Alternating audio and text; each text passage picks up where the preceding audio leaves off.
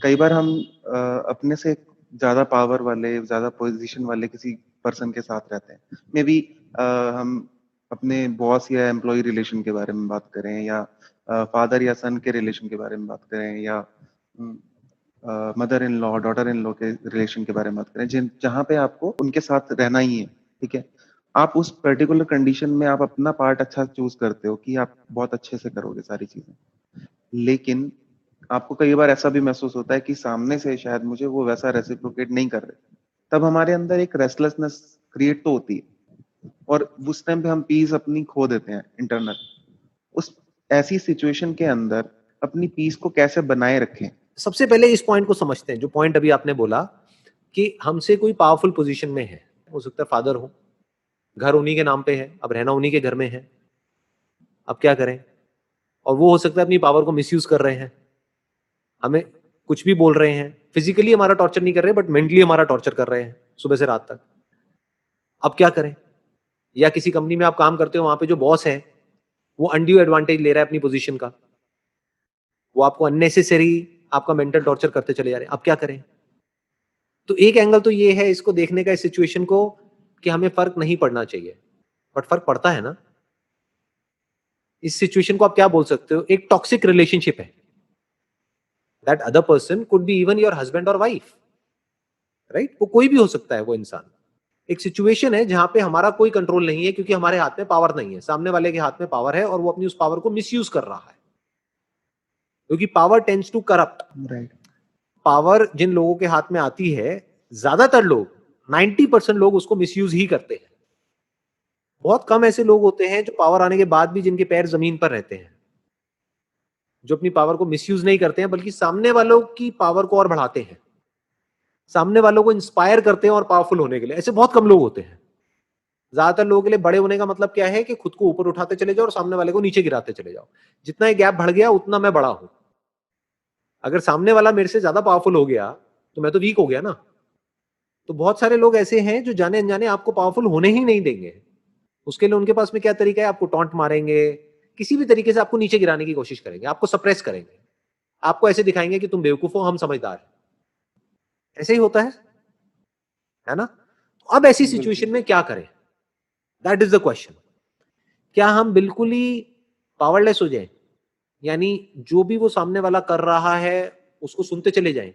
वो क्या है? वो एक तरीके की टॉक्सिक रिलेशनशिप है। कोई हस्बैंड है अपनी वाइफ को डोमिनेट कर रहा है, आज सिर्फ बोल रहा है, चीख रहा है, चिल्ला रहा है, कल मारने पीटने लग जाएगा, उसकी तो हैबिट ही बन जाएगी।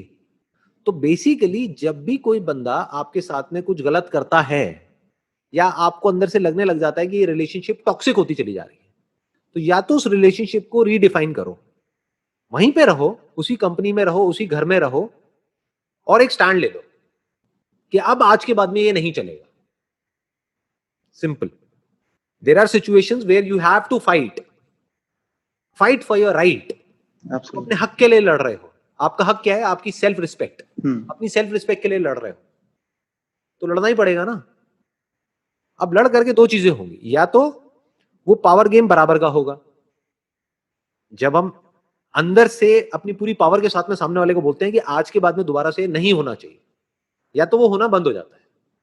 फॉर एग्जाम्पल, कोई इंप्लॉई है, वो अपने बॉस को जाकर के उसने बोल दिया कि सर बस अब बहुत हो गया, अब आज के बाद में अभी ये जो आपकी जो वे ऑफ टॉकिंग है, इसको अगर अब आपने चेंज नहीं किया तो मैं भी चुप नहीं रहूंगा अभी, उसके बाद में जो आपको करना हो कर लेना। तो या तो वो बंदा सोचेगा, अगर आप उस कंपनी के लिए काम के होगे तो सोचेगा कि यार मैं अपने वे ऑफ टॉकिंग को ही चेंज कर लेता हूं, क्योंकि इसके जाने में मेरा नुकसान है, इसके रहने में मेरा फायदा है, चलो कोई बात नहीं। बट अगर उसको ये लगता है कि आप चले भी जाओ तो कोई फर्क नहीं पड़ता, तो फिर तो ऐसी कंपनी में आपको वैसे भी नहीं होना चाहिए। आप समझ गए? बिल्कुल। जिस कंपनी के लिए आपकी कोई इंपॉर्टेंस ही नहीं है, वहां पर आप रहोगे तब तो वहां पर सुबह से रात तक आपका टॉर्चर ही होना है, और क्या होना है। तो उस कंपनी से निकलो, किसी ऐसी कंपनी में जाओ जहां पर आपकी इंपॉर्टेंस हो। अगर कोई ऐसी रिलेशनशिप है जहां पे आपकी कोई इंपॉर्टेंस नहीं है, आपकी कोई रिस्पेक्ट नहीं है, तो उस रिलेशनशिप से निकलो, या तो वहां पे अपनी रिस्पेक्ट को अर्न करो। वो अर्न करने के लिए लड़ना पड़ेगा तो लड़ो, उससे भी सोल्यूशन नहीं निकल रहा तो छोड़ दो ना उसको। क्यों आग के पास में बैठे रहना है और जलते रहना है और रोते रहना है? ये थोड़ी है लाइफ।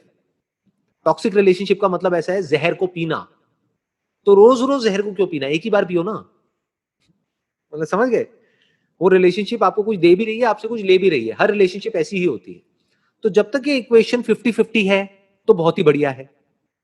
जितना आपको उस रिलेशनशिप से मिल रहा है उतना ही आप दे रहे हो, बहुत बढ़िया है, बहुत अच्छी रिलेशनशिप है। बट कोई ऐसी रिलेशनशिप है जो आपसे ले तो रही है 90%, आपको दे रही है सिर्फ 10%, तो या तो सामने वाले बंदे को बोलो, जैसे बिजनेस में होता है पार्टनरशिप में, कि भाई या तो तू भी उतना ही काम कर जितना मैं कर रहा हूं, अगर 50% ले रहा है तो, या फिर तेरे को आज के बाद में 10% मिलेगा, 90% मेरे को मिलेगा। नहीं करना तो भाड़ में गई है पार्टनरशिप। तो वहां पे स्टैंड लेना होता है।